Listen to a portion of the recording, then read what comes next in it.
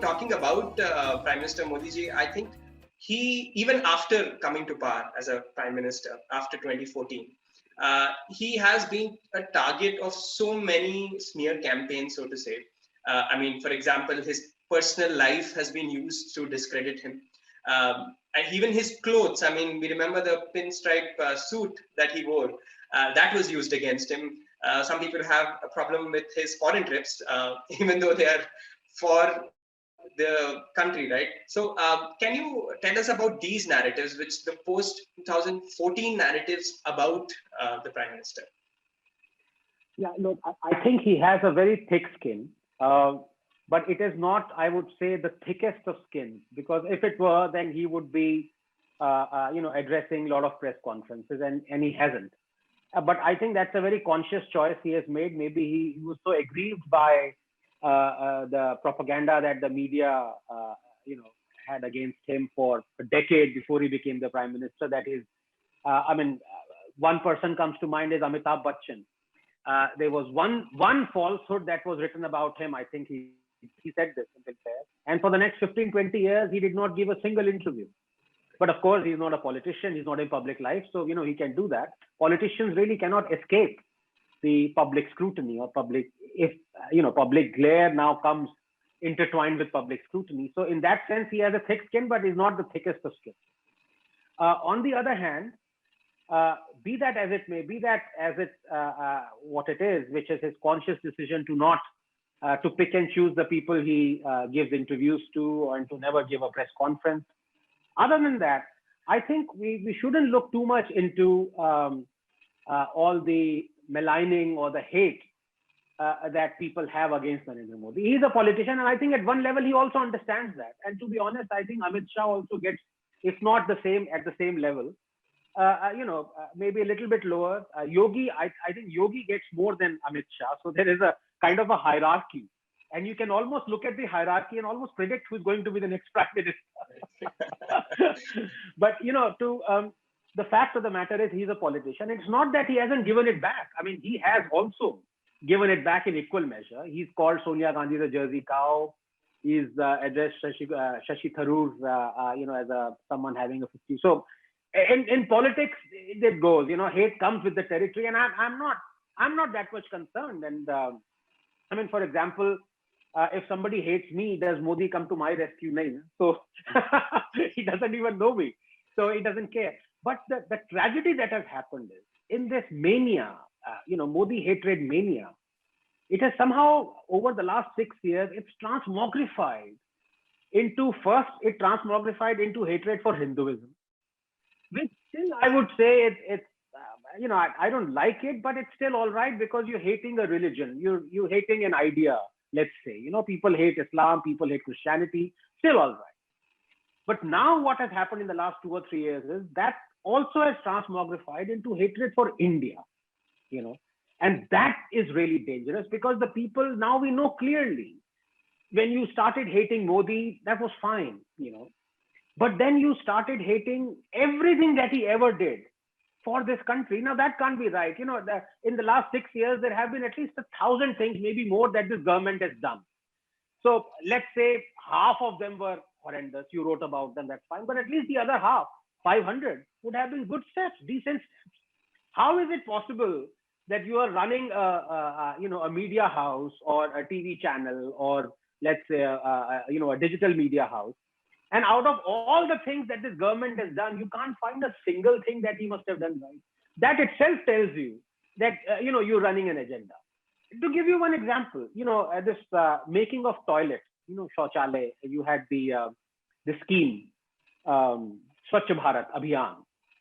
Now, the opposition to that was, believe it or not, that they're saying this is wrong, because, by building toilets, you are preventing the village women to have that bonding time that they used to have when they went to the fields in the morning. Now, can you imagine, somebody would have thought, let us think of, some angle to oppose this. Making of a toilet is actually going to reduce the mortality. It is going to take care of all the diseases. It is good. It is health conscious. It is a great step. But God damn, because Modi has done this, let us find something that is wrong. So can you imagine the editorial staff would have stood, sat around a table and tried to find out what angle. And this is the angle that they found, that Swachh Bharat is bad because it is preventing or taking away the bonding time of two females. So when you see things like that, and this is just one example, there are so many examples like that, and then you realize that, look, there's no point, because these guys are beyond redemption. They've completely lost it. So to come back to the question that you asked, I don't really mind people hating Modi. I think he has a thick skin, but when that thing transmogrifies into hatred for India, that is when you realize that, look, this has gone beyond, something has to be done. Right. And I think a lot of times things that people have advocated for in the past, they turn against themselves in a way, just because Modi is doing it. Well, I mean, this is almost an axiom in the age that we are living in. Anything that you loved, because Modi has now done it, you start hating. And the farm bills were a glowing example of that, when all those so-called intellectuals and economists and politicians, they were all for these reforms. In fact, they were for even stronger and more stringent reforms than what Modi has done right now. Modi has given a choice that you will still have your Bicholias or Aratiyas, you will still have your APMCs, but I'm giving you a choice. Those guys wanted to do away with the choice, and now they have taken a U-turn now. So, but see, I'll tell you what the tragedy is, that once you realize this propaganda is going on, there are two options. One is that you expose it and then you sit back. The other is, and that is what I worry for this country, that leads to depression, and that leads to a loss, not only to the exchequer, but to the psyche of the common Indian. For example, now this expose that, all the U-turns and hypocrisy on farm bill was exposed almost 1.5 months ago. Now, in any sensible country running a sensible government, once this is exposed, you would not have allowed the farmers, so-called farmers who are blocking roads, hold the country to ransom. We're withstanding 3,500 crore losses every day. Now, why are we doing this? Who is going to pay for this? The farmers won't pay for this. Is the government going to pay for this? Ultimately, the government is going to pay for this. And how is the government earning money? Through us. So at one point, once you expose the hypocrisy, you feel good, but only for 5-10 minutes, After that, you start feeling depressed, because ultimately all this loss, the inaction of the government is going to bite you, and you can't do anything about it. For example, it is my money which runs this government, on which the government takes decisions. And ultimately that 3,500 crores multiplied by 40-50 days is going to be taken out of our pockets, and we are helpless. So it can lead to depression, and that is what scares me. What Narasimha Rao said once is a very famous, or shall I say infamous quip. What he said was terribly depressing, but it's an iconic quote. What he said was, to not take a decision is to also take a decision. Now, it is so ridiculously cynical, but it is true. I mean, he did this so many times, but it is depressing, because when you don't take a decision and you think that is also taking a decision, let the farmers be there for 6 months, let the roads be blocked to a national capital. Let all the factories that are, on the road, on the periphery of those highways, they suffer. Let no goods be, exchanged from one state to the other. Who is suffering? We are suffering.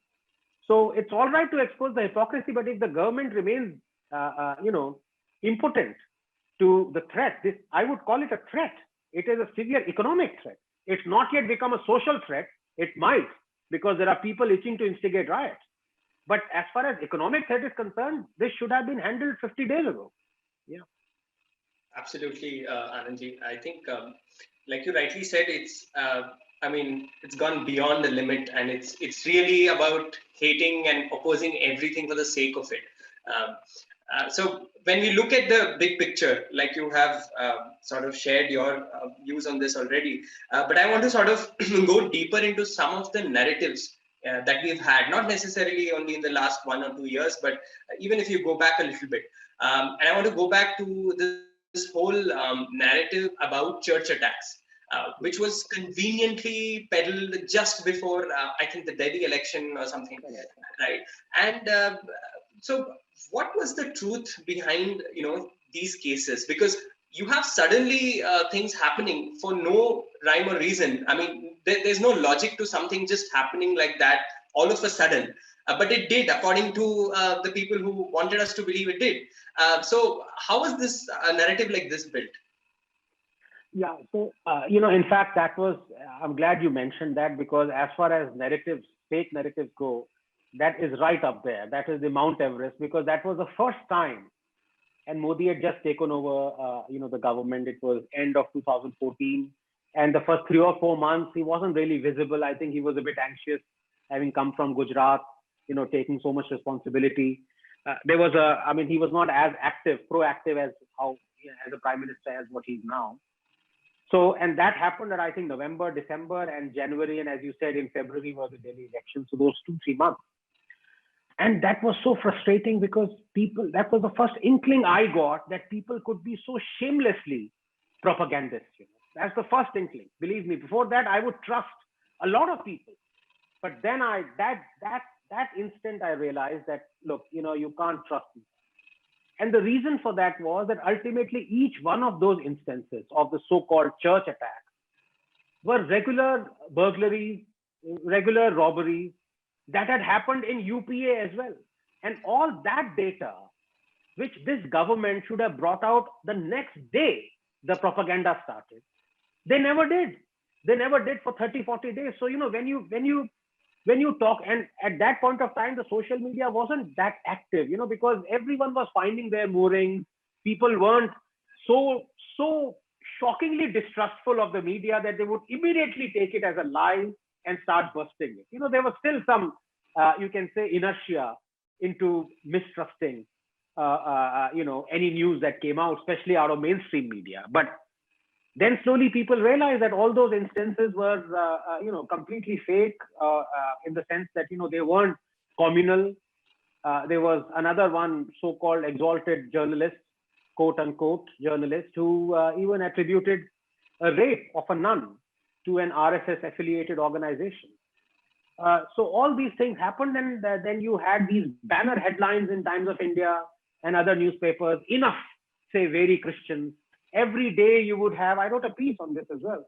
Every day you would have, Christians, so-called intellectuals, and, the kind of known people with Christian surnames and Christians come on television, write articles, op-eds saying that this is not the country I knew it to be. Julio Ribeiro comes to mind. He was the one who actually started this, And then the data comes in, not only the previous year's data, where during UPA there were more such church attacks than during NDA. But all these, when investigated, were found out to be, non-communal at all, non-communal, each one of them, including the rape of the nun that was carried out by Bangladeshi immigrants. And it was so heartbreaking at one sense, because then you realize that, they want to destroy the psyche of, so if they are going to be like this in the first 6 months of Modi government, they are going to be like this for the next 6 years. And that is what we've seen. But that was the first inkling. And I'll never forget, what happened after that. Then came intolerance and, award, Wapsi, and all those things. But each one of them has been demolished. Now these guys are running around. They don't know what to do. So, they're like, Bahar ka danga fasad, वो discuss करके उसको attribute करें यहाँ पे, like what is happening in America and things of that sort. But you see, one thing I realized that as I said, I'm sorry, I'm repeating myself, that you cannot cure these people. I realized it, and you can only expose them. And the church attack was the first instance when I actually realized. And then a certain calmness descends, because once for example, the same thing has happened in my case as far as Arvind Kejriwal is concerned. I would get so perturbed, because he was, quote unquote, he marketed himself also as one of us, fighting, common man, aam aadmi, Lakshman ka, wohi shirt bahar hai, chappal pehne huए hai, fighting, and all that image was, he's one of us, and he's gone there, and he's going to fight for us. But now he's turned out to be like Lalu Prasad Yadav. And I never get angry at whatever Lalu Prasad Yadav does, because I know that is what he is destined to do. He's going to do that. So a certain calmness is there. And that is what has happened, even with propaganda. You see something, you're not perturbed in the sense that you're not aggravated, you're not angry anymore, because you know this is what they do, So in a way, with this plethora of propaganda coming in a very macabre way, it has kind of helped. If every year there was one propaganda, then you would be very perturbed. You write reams of op-eds on it against its facts and all that. But now if there is one propaganda every day, then you know that this is almost like a avalanche, and you stop worrying about it. Right. And I think, like you said, if the narrative around this church attacks which began, if that's up there, I think one other such case study, if I can call it that, something that people can actually look for and understand if they want to understand misinformation and propaganda, is now not last year, but around the end of 2019, which was the anti-CA protests. Yeah. So I wanted to ask you about that. It was a very different kind of misinformation, different kind of propaganda, because it was mixed with on the ground sort of protests. So one was feeding into each other. So what kind of role did misinformation and propaganda sort of play in those, those anti-CA, anti-NRC protests, and which finally led to the Delhi riots? Yeah, I think, Kaush, it was, as I was saying, in a very cynical way, there have been so many propagandas that we almost forget So CAA happened almost ages ago, but it happened only a year ago. And when it happened, I remember, almost daily, I used to talk about this. I used to give facts, 7 or 8 facts on why CAA is good, why it is not. So, but it's difficult for me to remember right now, but I'll try to. I think what happened was that these guys felt, especially after Modi coming to power again, and after the abrogation of Article 370 that happened immediately after he took office the second time, and I think 5th August was the Article 370 abrogation, and then came the CAA. So these guys were totally frustrated. They were they were like, it was an attempt to vent so much anger that was pent up over the last 6 years, impotent anger, anger that could not result in Modi being beaten in 2019 elections, and that just spilled on. And in a very strange way, the BJP also supported it, because it was clearly an illegal protest. They had blocked the road. They were inconveniencing millions of commuters, Delhiites. It was clearly Hindu-phobic.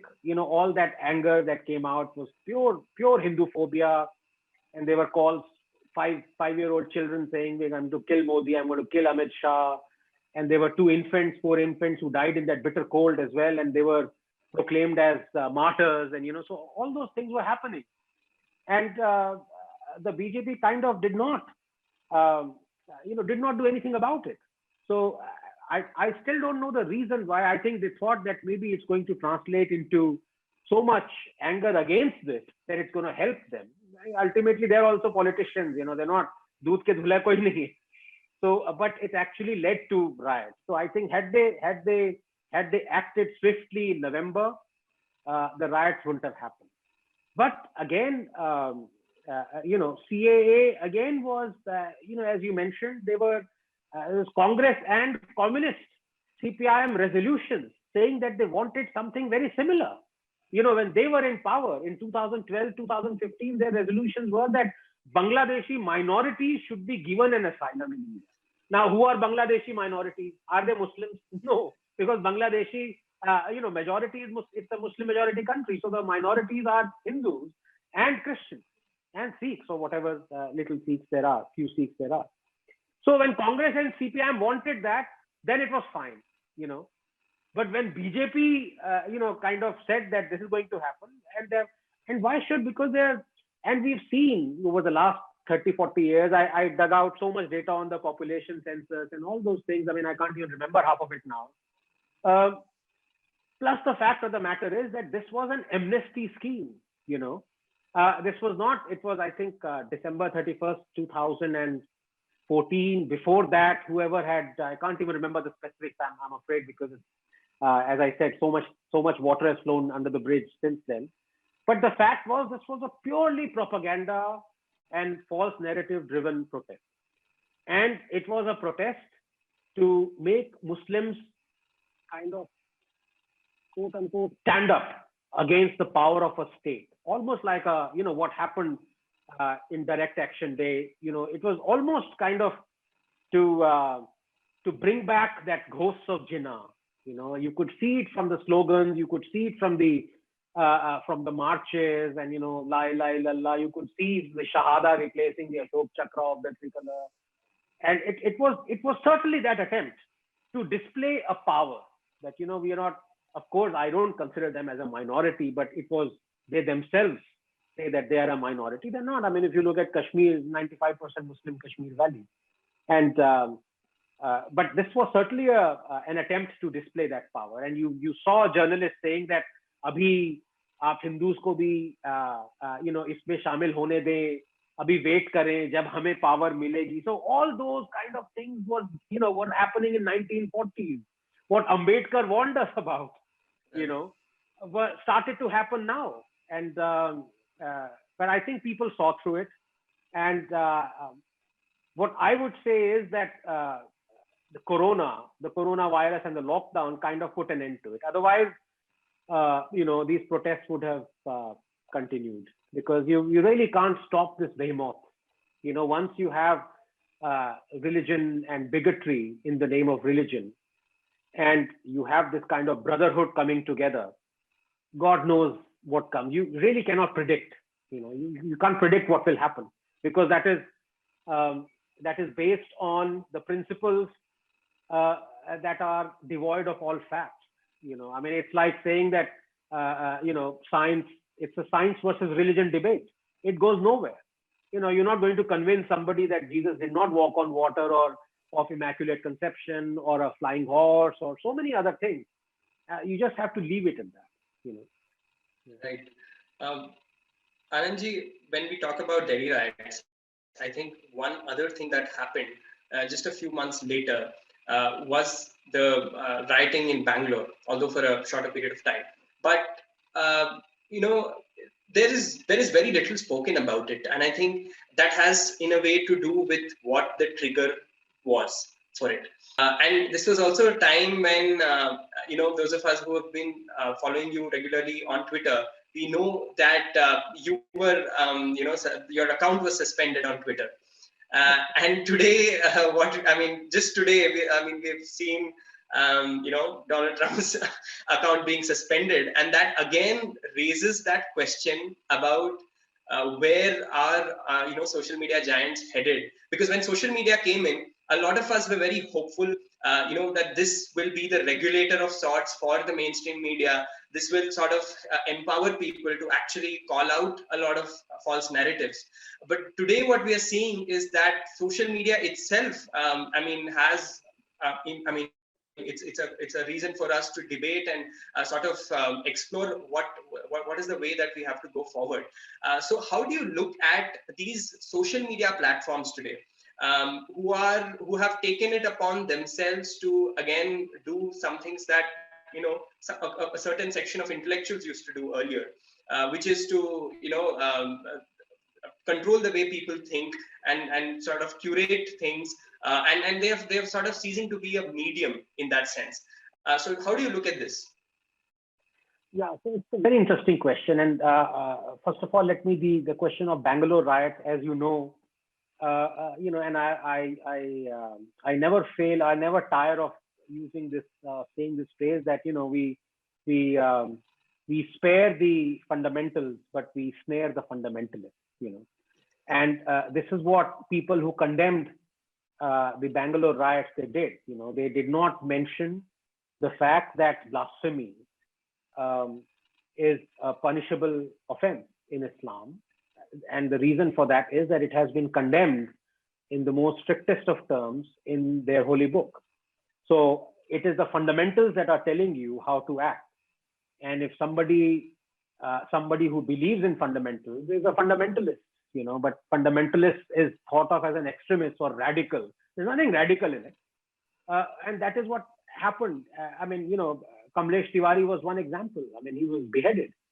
And as we know, Mr. Owaisi and so many others, they almost did not, short of rejoicing his beheading, they were quite all right with it. It is because they genuinely feel, Gustakh-e Rasool ki ek hi saza sar tan se juda hai. And this is the problem that, when you talk about, so much hate being in the open, when you talk about SM or MSM acting against hate, and when you point out hate or hatred or bigotry, what you never point out is, the biggest mainstreaming of hate is actually religion. And you're absolutely fine with it. So much so that Indian infants who are aged 1 to 3 have been, 155 million of them have been categorized as Hindu, Muslim, Sikh, and Isai. Now, did the census lady or census man, I asked, knock on the door, and the door was opened by a 3-year-old or 2-year-old Indian infant, and the question was, are you a Muslim? Are you? And he said, no, I'm a Hindu, I'm a Muslim. It is so bizarre. And the reasons, and that is why I worry for this country, because at one level we are progressing and, we want to shun so many things. But on the other hand, we are so all right with the mainstreaming of hatred. And we are so scared of pointing out the hatred that is spewed or that emanates from our scriptures, holy books. And this was the example, the Bangalore example that you took was exactly this. Now let me come to the strange thing that I feel as you're talking about the control of the social media biggies, or they call the big tech or whatever. Now in India, ironically, you see the control or the lessons or the teachings or the preachings for someone to control something actually emanates from the state, because our constitution has articles written in it that are controlling. For example, we don't have our freedom of speech is subject to a lot of restrictions. And those restrictions were increased by Jawaharlal Nehru in the First Amendment. We know that, Article 9, Clause 2A. So it is subject to public order, public decency, this, that. But the fact is, who is going to decide? Whenever you say something is subject to something, that this is hate speech, this is not, this is something which is bigoted, this is not this, you are the one who's editorializing. Not only you are choosing, you are acting as a judge, you're acting as a god. And it is completely subjective. I may think of something that was, for example, and my banning of Twitter is a perfect example. So my banning of Twitter, my banning by Twitter of the tweet where I quoted a holy verse was considered as a hate speech. And I was banned, I was blocked. But after 10 days or after, I think 15, 20 days, I can't remember, I was unblocked and they apologized for it. Because somebody must have told her, "Arey, pagal ho gaya kya? Ye to verse hai. Why are you blocking him?" Because by that logic, what you're saying is that verse is hateful. Now you see what I mean? You had put it verbatim. Verbatim. It was a verbatim quote. And people checked it, of course. And that is the reason why Twitter apologized and unblocked me. But you see how juvenile adults have started behaving because of fear. Because, they inadvertently, almost immediately, you can say involuntarily, they read that tweet and they accepted that it is hateful, right? Any sensible guy, let's say in Twitter or somebody, some guy on Twitter said, "Oh, this is hateful." Then after 14 days, realization dawns, fear comes in, creeps in. That are you saying that a holy verse is hateful? So Twitter would have paid with its, I don't know what, maybe riots, I don't know. So they quickly apologized. But what I'm trying to say is that we are so comfortable with this ever-present hate and hatefulness that comes out of our religious scriptures that we don't even consider it as hate. And if by accident, if reality strikes us without us knowing that, what would happen 15 days from now, we say that it is hateful, we then get so fearful and say, no, we are wrong, that this is not hate. Now, this is what is happening. For example, I'll tell you, and it's really sad. And it is it is more sad in America, because I would say I really like their First Amendment, because I think it comes closest to what I perceive should be freedom of speech. That I never say it should be absolute, in the sense that, you can't have military secrets being divulged in the name of absolute freedom of speech. And if there is clear cut, immediate, palpable incitement to riots, to violence, then that doesn't come into my criteria. Other than that, everything should be allowed. And that is essentially what American First Amendment is. If in that country you can have, these guys who are SM chiefs and social directing, if in that country you can have so much power that these guys are now deciding what is hateful, what is not, what is going to incite, what won't, I think that is real tragedy, and that is very scary, because you have brought in gray in something that was almost black and white. And in India, we have always lived with this gray for the last 70 years. Congress almost like a fascist state. The state is actually, if you look at it, all our rules that emanate from the Constitution are draconian. We still have Section 295A, where you cannot offend religious sensibility. It started with in fact, the Britishers didn't have it. We had the Rangila Rasool case, where Ilmuddin, assassinated the publisher of Rangila Rasool. There was no law. And Mahatma Gandhi, almost when he condemned the publication of Rangila Rasool, and he almost de facto asked for a law, Britishers brought in that law. That law is still there. It's been almost 100 years. And we are proud that law exists. Anyone who we consider is offending religious sensibility. Now, I ask you, who are you to judge which religious sensibility is being offended? You have a holy book where 53% of the verses are condemning the non-believers, are condemning the kafirs. Does that not offend my sensibilities? Forget about religious sensibilities. That offends my sensibilities. So can I take action? No, I can't take action. So when you have this hypocrisy that has been built into you, you are children of clause 2, as I call them. We are all children of clause 2. I really, you have to give up at some point of time. There's no point protesting about it, because people are not going to change. Right. And it's ironic that there is censorship for something like this, where things are either abstract or things are as they are, but people don't want to accept them even when it stares them in the face. But on the other hand, when you see actual things happening on the ground, which in a way aren't very convenient for a narrative, those are completely, ignored.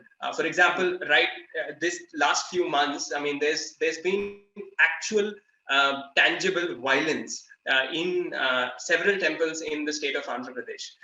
But unfortunately, we don't hear about it in the public discourse, and especially when you look at the national media, or rather, I think we should call it Delhi media, because they hardly look at the rest of the country. So why is this? Is this like communal reporting, and like what motivates the English in the Indian English media? Why is this disconnect from the ground realities? See, that's a very interesting question, and allow me to delve into this a little bit more deeply. The fact of the matter is that you cannot, as I said, you cannot cure these propagandists. They're like, I call them the rust beej. That every drop of blood spawns more of the same. And one needs to demolish their WhatsApp university propaganda in 3 parts. One, right from, as we were discussing, the fake church attack narrative and running selective hate trackers that so many people, including Swati of Swarajya, have demolished. Media has almost perfected the selective outraging and scaremongering. For example, we know who Akhlaq was, right? 2015, and it happened. Akhlaq, who was lynched because of beef being found with him on him.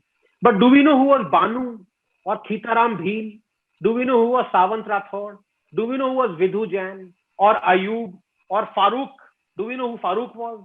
Do we know who Bharat Yadav was, who was lynched in 2019 after being called a kafir? So ask yourself why we don't know the names of these victims of Muslim hate crime lynching. Why? You see, these gangrenous selectivists were totally silent on more than 110, 120 Muslim mob hate attacks on Hindus and Muslims over the past year. including in Ranchi, by the way, where a mob segregated, I emphasize on the word, they segregated bus passengers based on their religion before wanting to set it on fire. But none of these attacks have elicited any condemnation by these so-called activists. Why? That itself tells you that they are selective propagandists. Number two, and as for such violence being mainstreamed by BJP politicians, look, of course it is condemnable when such instances. Of course, any sensible person would say it is downright condemnable. But again, these fake activists only highlight selectively.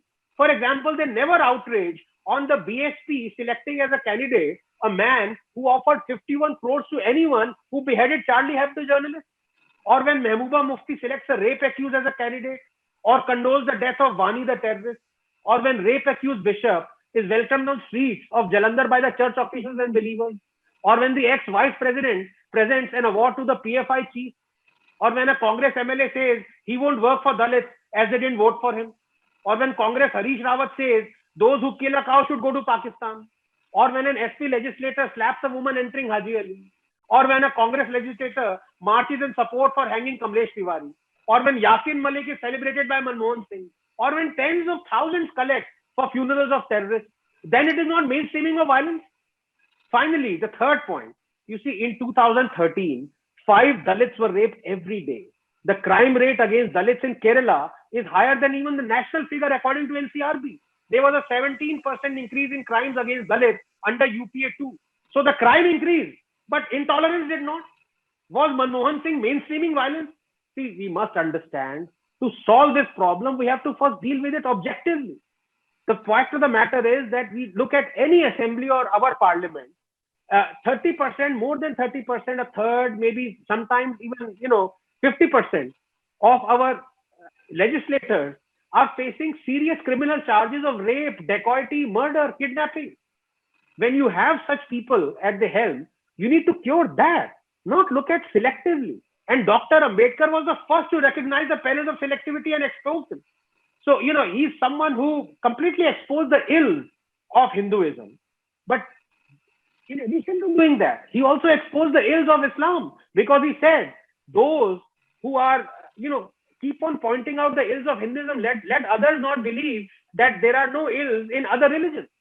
But, the point is we just worship Ambedkar. We don't follow him, because we fear him. Everyone fears Ambedkar. You've never heard, all these Velcro historians, as I call them, never talking about Ambedkar's quotes on Islam. They always talk about Ambedkar's quote on Hinduism, which they should. But they are being selective when they only selectively quote Ambedkar, and that happens for everything. So, as I said, this is just part of the propaganda, and people have seen through this. Just yesterday, 3 Hindu cattle smugglers, quote unquote smugglers, were lynched. Did you hear this news? No. Why? So when people understand that this is all selectivity, slowly and surely, they become almost vaccinated to this. And I think that is how we are destined to move forward, I'm afraid. Can't change this. We can only expose it. Please remember to subscribe to us and switch on the notifications for this channel. For our other social media links, more content, and to support our work, please visit citti.net. Dhanyavad. Namaskar.